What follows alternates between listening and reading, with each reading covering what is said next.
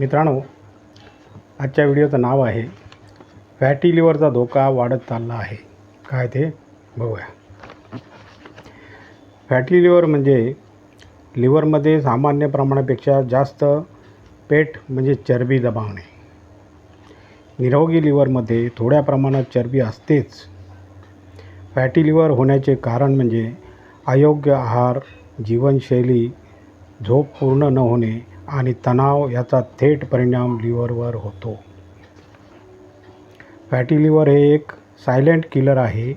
Liver निरोगी ठेवण्यासाठी केवळ औषधावर अवलंबून राहून चालत नाही. बघूया पुढे काय ते. प्रोसेस्ड फूड आणि शारीरिक हालचालीचा अभाव यामुळे लिव्हरमध्ये चरबी जमा होते. सुरुवातीला लोक याला सामान्य थकवा किंवा गॅस समजून दुर्लक्षित करतात. मात्र दीर्घकाळात हे लिव्हर सिरोसिसच्या गंभीर स्थितीला निमंत्रण देऊ शकते. लिव्हर हा असा एकमेव अवयव आहे जो स्वतः दुरुस्त करण्याची क्षमता ठेवतो. अरे वा. अट फक्त इतकीच की त्याला पुरेसे पोषण मिळायला हवे. आहारात थोडा बदल करून तुम्ही ही समस्या वाढण्यापासून रोखू शकता. Very good. आणि लिव्हरला पुन्हा टवटवीत करू शकता. फार छान. फॅटी लिव्हरचे 2 प्रकार आहेत. Non alcoholic fatty liver disease. हा आजार अशा लोकांना होतो जे मद्यपान करत नाहीत किंवा खूप कमी प्रमाणात करतात. याचे मुख्य कारण खराब जीवनशैली, लठ्ठपणा आणि मधुमेह हे आहेत. अल्कोहोलिक फॅटी लिव्हर डिसीज काय बघूया. अति मद्यपानामुळे हा आजार होतो. इतर कारणे काय बघूया. लठ्ठपणा, विशेषतः पोटाच्या आसपास चरबीचे थर जमा झाल्यामुळे फॅटी लिव्हरची समस्या होऊ शकते. अरे बापरे. मेटाबॉलिक सिंड्रोम, उच्च रक्तदाब, उच्च कोलेस्ट्रॉल आणि उच्च ट्रायग्लिसराइड्स.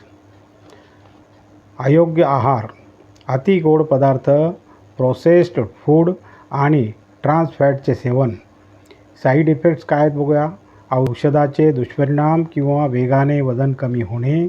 सुरुवातीची लक्षणे. सुरुवातीला सहसा कोणतीही लक्षणे दिसत नाहीत.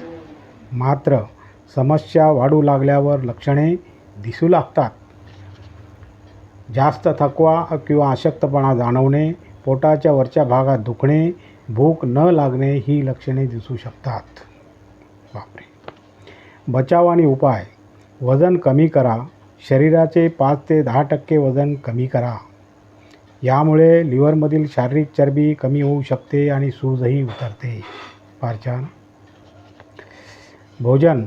आहारात हिरव्या पालेभाज्या, फळे आणि संपूर्ण तृणधान्याचा समावेश करा. तळलेले आणि गोड पदार्थ खाणे टाळा. अरे वा. नट्स आणि सीड्स. दररोजच्या आहारात बदाम, अक्रोड आणि सूर्यफुलाच्या बियांचा समावेश करा.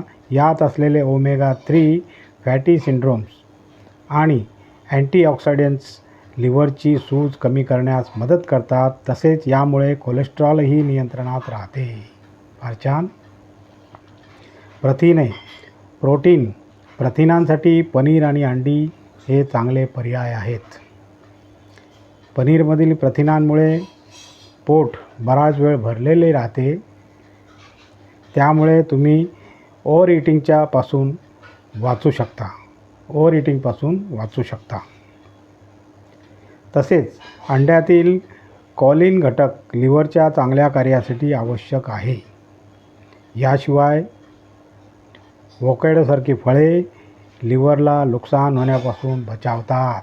Very good. आणखीन एक टीप आहे मित्रांनो, बघूया काय ते. ब्लड प्रेशर असल्यास बीटरूट ज्यूस नक्की प्या. काय ते बघूया. वाढतं वय आणि ताणतणावामुळे उच्च रक्तदाबाची समस्या निर्माण होते. उच्च रक्तदाबाला सायलेंट किलरही म्हणतात.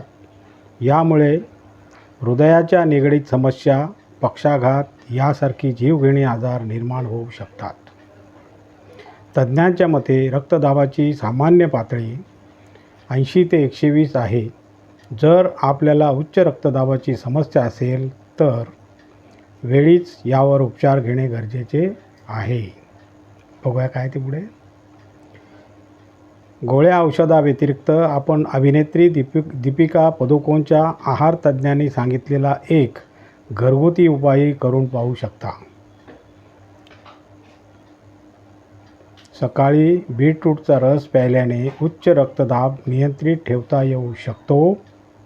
बीटरूटचा रस प्यायल्याने सिस्टोलिक रक्तदाब सरासरी 4 ते 5 गुणांनी कमी होतो. 2012च्या अभ्यासक्रमानुसार रेफरन्स देत त्यांनी उच्च रक्तदाबासाठी या घरगुती उपायाबद्दल सांगितले आहे. उच्च रक्तदाबाच्या समस्येवर बीटरूट कसे काम करते? आहार तज्ज्ञांच्या मते बीटरूटमध्ये नैसर्गिक नायट्रेट्स असतात. ते शरीरात नायट्रिक ऑक्साईडमध्ये रूपांतरित होते. याच्या मदतीने रक्त वाहून नेणाऱ्या नसा शिथिल होतात आणि रक्तदाब सामान्य होतो. बीटरूट ज्यूस पिण्याची योग्य वेळ कोणती? बीटचा रस आपण कोणत्याही वेळी पिऊ शकता, पण तज्ज्ञांच्या मते सकाळी रिकाम्या पोटी किंवा नाश्त्याच्या 1 तास आधी बीटचा रस प्यायल्याने संपूर्ण फायदा मिळू शकतो. बीटाच्या रसाचे इतर फायदे. हेल्थलाईन या वेबसाईटनुसार उच्च रक्तदाबाची पातळी नियंत्रित करण्यात सोबतच स्टॅमिना वाढविण्याचं काम बीटचा रस करते. यात कॅलरीजचे प्रमाण कमी असते. यात आयर्न, फोलेट आणि मॅग्नेशियम असते. जर आपण हृदयविकार, लठ्ठपणा आणि कोलेस्ट्रॉलच्या व्याधीने ग्रस्त असाल तर आजच रस पिणे सुरू करा. Very good. आणि अशा प्रकारे मित्रांनो आजचा आपला व्हिडिओ संपलेला आहे. आणि तुम्हाला जर माझा व्हिडिओ आवडला तर लाईक करा, शेअर करा, सबस्क्राईब करा आणि कॉमेंट जरूर करा. नमस्कार. जय हिंद.